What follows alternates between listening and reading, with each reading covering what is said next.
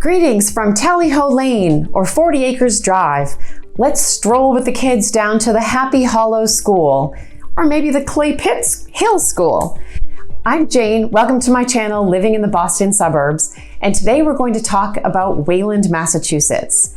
Wayland has the most distinctive street names of any of the towns that I cover. If you're considering relocating to the Boston area, this video is for you. Each week, I'm releasing a video on different suburbs of Boston.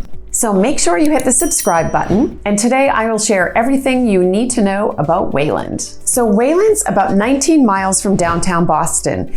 It's actually midway between Boston and Worcester, and it has a real country feel.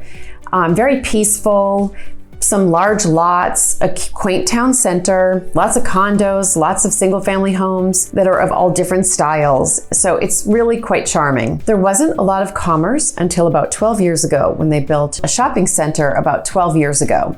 And around that, they built a lot of townhome style condos. So now you can do all your shopping without leaving the town of Wayland. So surrounding towns include Weston, Framingham, Sudbury, and Natick. So let's talk about some of the pros of Wayland.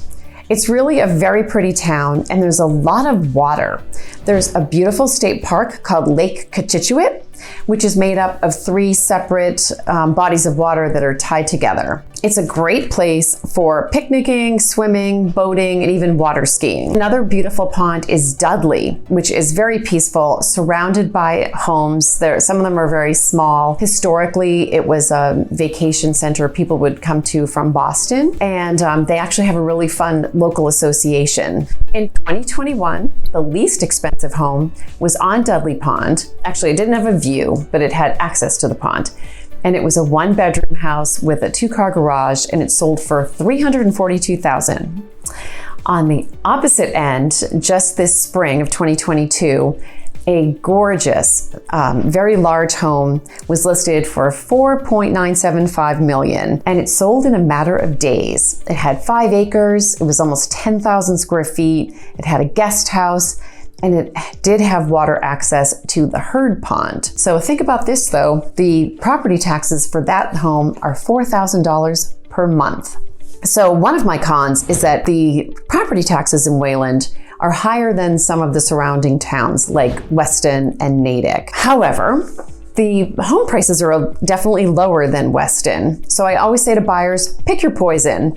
You can have a more modest purchase price and higher taxes, or the reverse. One of the reasons that people choose to live in Wayland is because of the outstanding public schools. In 2021, Boston Magazine ranked the Wayland Public Schools in number 2, and niche.com gives them an A+ rating consistently. There's 3 elementary schools, including the Clay Pit Hill and Happy Hollow, and there's 1 middle school and 1 high school.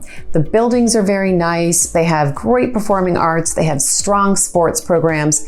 It's really a terrific system. And one thing to note is, this is not a con, it's just something to think about, is Wayland is not on public sewer. So every home has a private septic system. So when a home comes on the market for sale, it's the responsibility of the seller to make sure that the Board of Health for the town inspects the system and provides a certificate of compliance for them to pass on to the buyer. It's something you have to kind of think of like your fireplace. It has to be cleaned every couple of years. In this case, you have it pumped. If you're interested in more information about that, drop me a message and I'll get back to you. One of our favorite things to do in Wayland is to go to the Great Meadows National Wildlife Refuge Center. There's a really awesome boardwalk, and it's great for bird watching.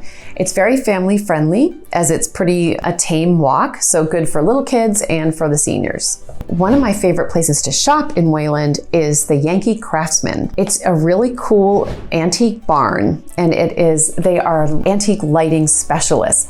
They have this amazing inventory of lighting parts. And if you need something special for a light, like in my Victorian home, I had to go and find a special size globe to cover a light, and they sent me to their back barn, and there was probably 100 milk glass globes for me to choose from. Fun fact, they actually provided lighting for the remake of Little Women, which was filmed in 2019 at Louisa May Alcott's real home, the Orchard House in nearby Concord.